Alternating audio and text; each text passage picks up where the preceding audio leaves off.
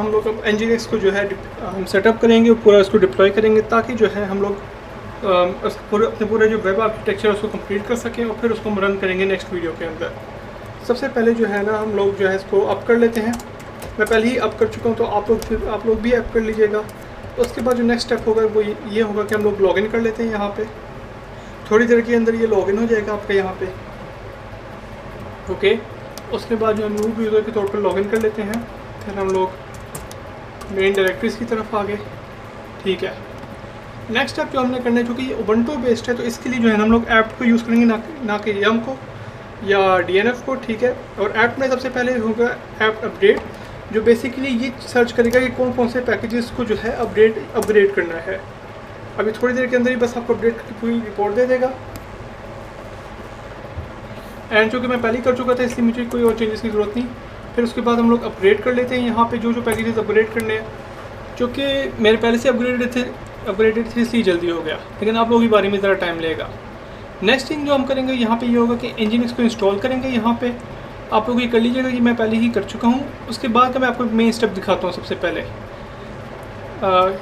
Nginx install करने के बाद जो नेक्स्ट स्टेप होगा, यहाँ पे आपने एक एडिटर खोल लेना है और ये होगी इसकी पूरी फाइल। ये फाइल भी मैं आपको शो करूँगा।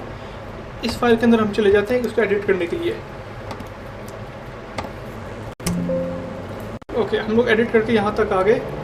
एक एम्प्टी फाइल ओपन हो चुकी है। अब नेक्स्ट थिंग जो हमने करनी है यहाँ पे ये कि इसको हम कॉपी पेस्ट कर लेते हैं। कॉपी पेस्ट करके इसको हम पेज ओके, हम लोग इंसर्ट मोड के अंदर आ चुके हैं। इसको पेस्ट कर लिया। अब जो यहाँ पे एक सिंपल मैं दिखा रहा हूँ ना, वो यहाँ पे ये कि Nginx बेसिकली आपके रिक्वेस्ट रिस्पॉन्स को हैंडल करती है, उसको टॉमकैट के पास भेजती है, फिर जो रिस्पॉन्स होता है उस सबको यानी मैनेज करने का काम Nginx का होता है। अब आप अपने सामने देख रहे हैं वो बिल्कुल एक बेसिक आर्किटेक्चर है। सबसे पहले मैं इंपॉर्टेंट चीज़ समझाता हूँ। जो हमारा Nginx सर्वर है वो 80 पे जो है बैठा हुआ है। ठीक है, अब मान लीजिए 80 पे अगर कोई URL उसको रिक्वेस्ट भेजती है इस URL की, यानी सिर्फ स्लैश रखा होगा, उसने जो है ना एक तरह से इसको भेज देना है इसके पास, इस तरह से URL लिंक के पास। अब ये URL लिंक क्या है? ये रही URL लिंक जो हमने क्रिएट किया है। अगर मैं यहाँ पे मिसाल के तौर पे S लिख देता तो यहाँ पे भी एंड पे S आता, यानी कि एक तरह से बस एक नेम है, एक वेरिएबल और कुछ नहीं। जो असल डिटेल है वो यहाँ नीचे छुपी हुई है, वो है ये वाली।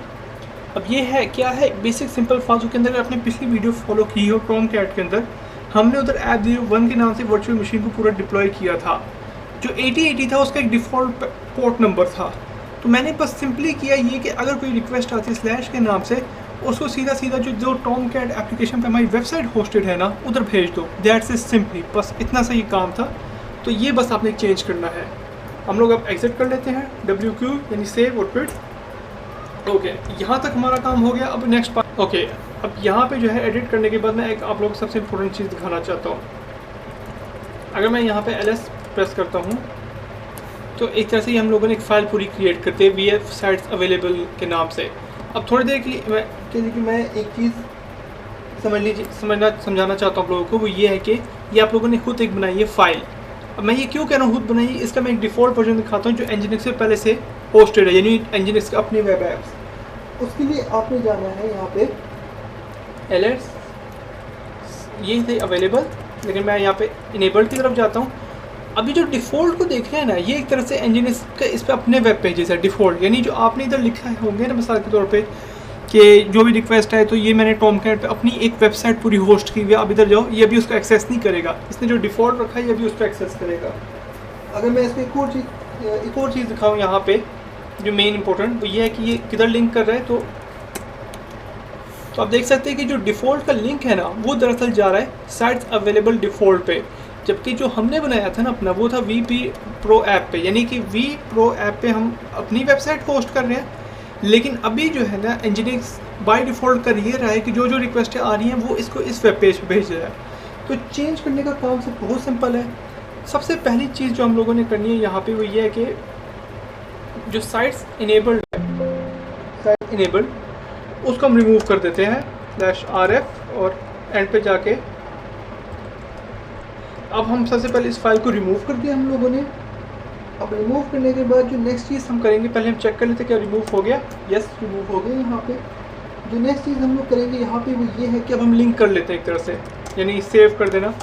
अब लिंक इस तरह करते हैं /etc nginx साइट्स अवेलेबल, और साइट अवेलेबल के अंदर हमारा जो अपना था जो बनाया था, और उसको जो है ना एक तरह से लिंक करते हैं /etc/nginx साइट्स इनेबल्ड में, और साइट्स इनेबल के अंदर जो है ना एक तरह से उसको स्टोर करते थे vPro ऐप को। ये क्रिएट नहीं होगा, यहाँ खुद क्रिएट कर लेंगे। तो यानी होगा क्या कि जो है डिफ़ॉल्ट लीड होगा उसकी जगह आ जाएगा vPro ऐप, और वो साइट्स इनेबल्ड में आएगा। यानी अभी साइट्स इनेबल हाल ही है ना, तो अब उसकी जगह आ जाएगा vPro ऐप को। तो अब हम ये कमांड प्रेस कर लेते हैं, ये कमांड सक्सेसफुली जो है एग्जीक्यूट होगी। अगर मैं वापस जो है चेक करता हूँ, और आप देख सकते हैं कि हमारे पास vPro ऐप आ गया है और वो उसका लिंक दिखा रहा है। यहाँ तक जो है हमारा तकरीबन ऑलमोस्ट काम कंप्लीट हो गया। अब उबंटू की एक अच्छी बात ये होती है कि जब कभी भी कोई भी चेंजेस आते हैं ना बैकग्राउंड सर्विसेज के, तो वो खुद ही अपने आप को स्टार्ट इनेबल कर लेता है यानी कि हमें जो सेंटोरस के अंदर खुद करना पड़ता था वो उबंटू में करने की ज़रूरत नहीं, यानी बार-बार CTL स्टार्ट इनेबल। जो यहाँ पे हम करेंगे ना, मेन चीज़ असल जो मैं दिखाना चाहता हूँ वो ये है कि हम मुझे लगता है जो nginx है ना उसको रीस्टार्ट कर लेते हैं, बाकी जो होगा स्टार्ट इनेबल वो खुद ही कर लेगा। और यहाँ तक जो है आपका nginx होस्ट हो चुका है। अगर मैं सारा कुछ चेक कर लूँ तो यस कंप्लीट हो गया। अब नेक्स्ट वीडियो के अंदर हम वैलिडेट करेंगे कि हमारा आर्किटेक्चर काम कर रहा है या नहीं, और अगर नहीं काम कर रहा तो क्यों नहीं काम कर रहा।